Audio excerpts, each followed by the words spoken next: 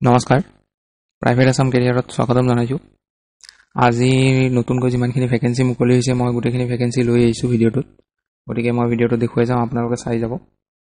তো আজিৰ যেটো প্ৰথম ভ্যাকেন্সি মুকলি হৈছে এই ভ্যাকেন্সিটো হ'ল আপোনালোকৰ মাৰুতি সুজুকি নেক্সাৰ পৰা আহিছে এটো ডিলাৰ হয় এটা ডিলাৰ শ্বৰুম আৰু লোকেশন হ'ব ৰুকমিনী গাঁও গুৱাহাটী ইয়াতে যেটো প্ৰথম ভ্যাকেন্সি মুকলি হৈছে এটো টিম লিডাৰৰ ভ্যাকেন্সি হয় সিনিয়ৰ ৰিলেশনশিপ মেনেজাৰ এটোৰ কাৰণে আপোনালোকৰ গ্ৰেজুৱেচন হলে হ'ব আৰু লগতে আপোনালোকৰ well experienced will be preferred at automobile সেক্টৰত আগতৰ আপোনালোকৰ এক্সপেৰিয়েন্স থাকিব লাগিব কিমান বছৰ থাকিব লাগিব হেতু ইয়াতে দিয়া নাই অকল এক্সপেৰিয়েন্স হ'ব লাগিব বুলি দিয়া আছে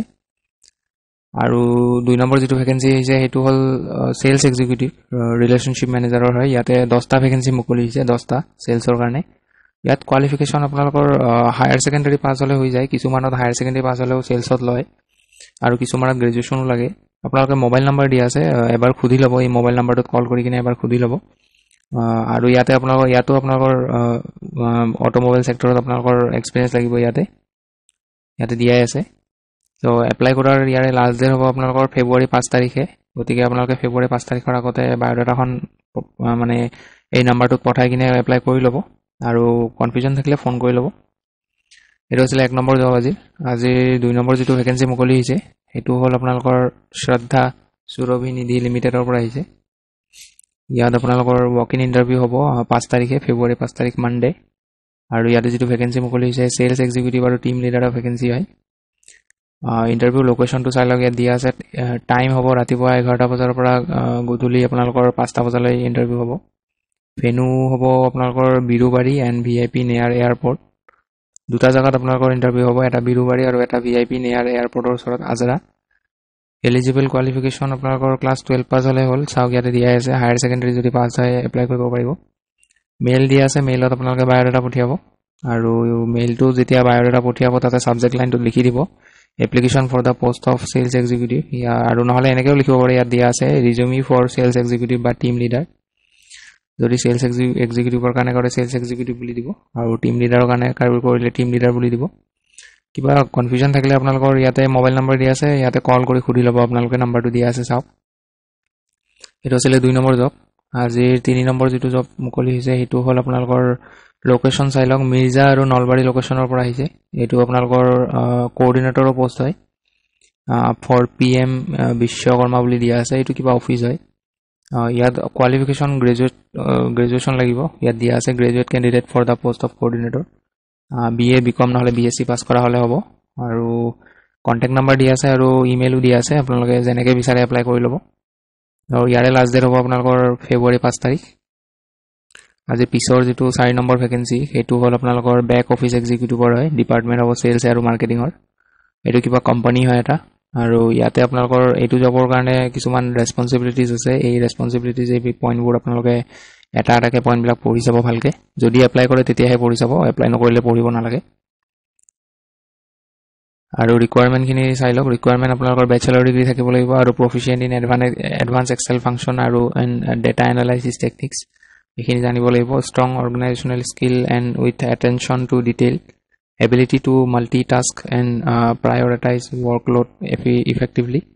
excellent communication and interpersonal skill এখিনি আপোনালোকে গম পাইছে বুজি পাইছে চাগে কি হয় তো এখিনি আপোনালোকৰ ৰিকোয়াৰমেন্ট আছে আৰু ৱৰ্ক লোকেশন গুৱাহাটী হয় এপ্লাই কৰিব খুজিলে ইয়াতে মেইল দিয়া আছে মেইলত বায়োডাটা পঠিয়াব আৰু এপ্লাই কৰাৰ লাষ্ট ডেট 8 ফেব্ৰুৱাৰী দিয়া আছে 8 ফেব্ৰুৱাৰী আগতে এপ্লাই কৰি ল'ব আজি পিছৰ 5 নম্বৰ যেটো ভ্যাকেন্সি এটো আপোনালোকৰ পেকেজিং কোম্পানী এটাৰ পৰা আহিছে ফ্লেক্সিবল পেকেজিং কোম্পানী পোষ্ট যেটো হয় হেতু এক্সিকিউটিভৰ পোষ্ট হয় কোৱালিফিকেশন এনি গ্ৰেজুৱেট হলে হ'ব কিন্তু যদি আপোনালোকৰ এমএসসি বা আপোনালোকৰ বিটেক যদি আছে আগতে প্ৰেফাৰেন্স দিব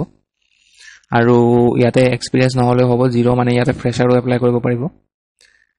আৰু আপোনালোকৰ যদি সিলেকশন হয় তেতিয়া হলে ইমিডিয়েট জয়েন কৰিব লাগিব ইয়াত দিয়া আছে আৰু আপোনালোকৰ এমএস এক্সেল আৰু বেসিক কম্পিউটাৰ নলেজ জানিব লাগিব ইয়াত দিয়া আছে আৰু মেল ফিমেল দুইটা এপ্লাই কৰিব পাৰিব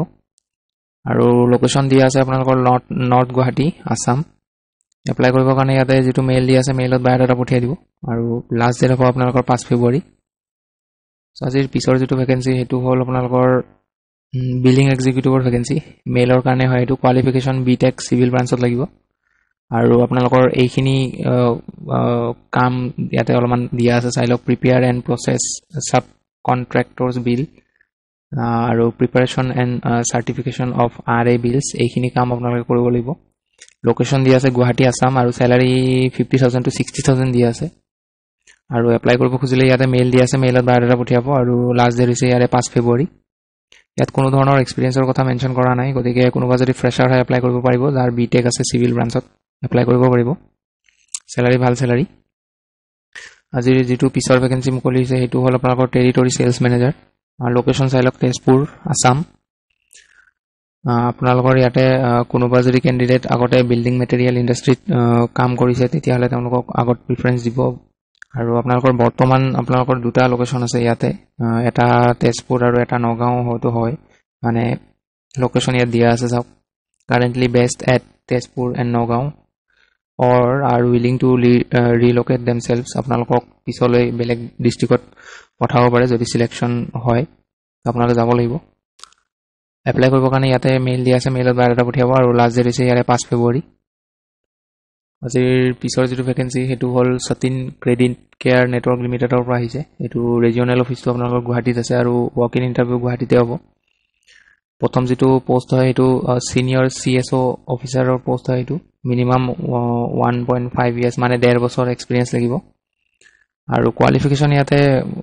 হায়াৰ সেকেন্ডাৰী পাস হলে এপ্লাই কৰিব পাৰিব মিনিমাম কোৱালিফিকেশ্যন হায়াৰ সেকেন্ডাৰী দিয়া আছে ম্যাক্সিমাম আপোনালোকৰ যিমান হয় কোনো কথা নাই স্যালাৰি ইয়াতে এট্ৰেক্টিভ স্যালাৰি হ'ব প্লাস ফ্ৰী একমোডেশন হ'ব আৰু আপোনালোকৰ ইনসেন্টিভ থাকিব